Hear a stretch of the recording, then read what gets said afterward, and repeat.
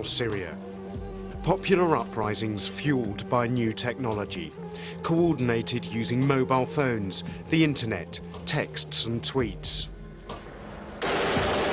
These pictures, captured last week from Syria, spread around the globe on the World Wide Web. But now the very technologies that helped spark these revolutions are being used to crush them.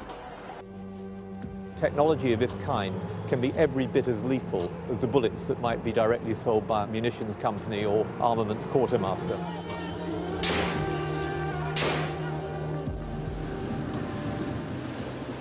Brighton Beach on the Sussex coast, an unlikely venue to host a hub of dissent. But the current Syrian popular uprising is organised on an international scale. Here in Brighton, Mahmoud Ali Hamad plays his part. The Arab Spring has turned into winter in Syria. We have more than 20,000 people in prison. 4,500 people are dead and people are struggling on a daily basis. Mahmoud has no permanent address. He flits from place to place using friends' addresses, using their internet connections, laptops and computers, fearful that he's being monitored by the Syrian security services here on British soil. Hello? He maintains daily contact with friends and colleagues in Syria, helping to disseminate information about developments in his country. And such has been their success that even the cyber activists operating behind closed doors, those uploading images of the demonstrations, are now being targeted too. The people who are usually using the internet to communicate with us are now at more risk being arrested by the regime than people actually on the streets. And this is because we believe that the Syrian regime, and we have evidence for that, the Syrian regime has access to software supplied by Western companies that enables them to actually follow those users and locate them. How many people do you personally know of who have been actively targeted by the state? Yeah, since May, late and early July, I know of about 40 to 50 people. 8 of them actually I went to school with when I was back in Syria. Those have been arrested, and we believe they've been arrested as a result of this new technology and software that the Syrian regime is using to target activists. Newsnight has learned that Syria has been provided with technology produced by the British-owned company Sophos. This is its sales pitch. Access to retained telecom data has become an important tool for law enforcement and intelligence services in their fight against terrorism. We asked Sophos for an interview with its chief executive. He confirmed that the company supplied telecom software to an Italian company last year. It knew it was for part of a bigger contract with Syria. Our software does not actively monitor or capture data. That is done within the telecommunications software. Our software is really designed so that that data, when requested by police force, can efficiently and safely and have the data integrity be passed to the police force. But you're selling it to nation states, or you're providing it to nation states where the police force don't have a particularly good track record. If we look at Syria, there's been problems there for many, many years. Yeah, as a company, we ensure that whoever we sell to, we ensure that we follow EU regulations and EU guidelines. And our customers, as I said, are telecommunication companies. You say you follow the letter of the law, but isn't there a moral responsibility? Yeah, when we see situations like Syria, absolutely we are concerned and we'll take further steps as the moral responsibility. But again, we do not have the benefit of hindsight to look back and find out, to retroactively remove our software where it's been sold. Steve Munford admits that Sophos does not know if its product has been supplied to other authoritarian regimes. We showed him the interview with Mahmoud. We believe that the Syrian regime, and we have evidence for that, the Syrian regime has access to software supplied by Western companies that enables them to actually follow those users and locate them. Will you think hard about who you supply in the future? You know, firstly, I think for what I hear on this report, none of our software would be involved in that. You would not need our software to do the tracking down and the finding of people. Just first. Secondly, absolutely, when we see activities like this, we absolutely will stop doing business with anyone that's contributing to this. He agreed that there was a need for tighter regulation of the industry. An industry which now sells equipment to dictators and democracies alike. Today, WikiLeaks, in conjunction with Privacy International, launched a database detailing the scale of the electronic surveillance industry. It's worth more than £3 billion a year, with more than 160 companies in 25 countries. Most pariah states don't have the technology base that you need to develop good surveillance and censorship software. The Chinese can, but I would be very, very surprised if countries like Syria could. And so if you're the secret police in Syria, you're naturally going to buy your surveillance software from Britain or France or America or Italy or wherever you can get it. And it's not that hard to find.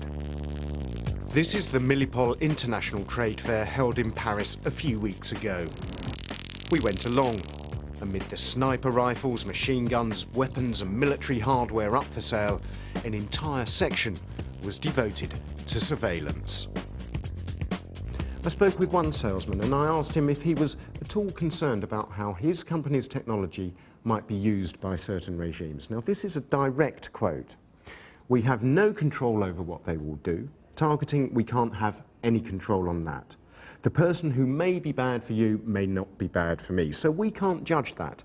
We're just providing the technology for finding people who are of concern to a particular nation." We reject the view that government suppression of the internet, phone networks and social media at times of unrest is acceptable.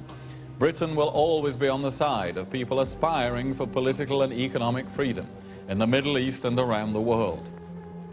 Laudable sentiments from Foreign Secretary William Hague, but actions speak louder than words. Newsnight and the Bureau of Investigative Journalism have been looking at the role of UK-based companies exporting state-of-the-art technology which can be put to use by questionable regimes. Thorpe Glen, Suffolk, said to have sold tracking and monitoring technology to Indonesia. Gamma Group, Andover, Hampshire, via a third party, offered remote monitoring technology to President Mubarak's regime in Egypt. Hidden Technology Systems International, Essex, sold tracking devices to Saudi Arabia, who it says wanted to buy the best of British. And Creativity Software, Kingston upon Thames, Surrey, it sold tracking technology to a state-controlled mobile phone network in Iran.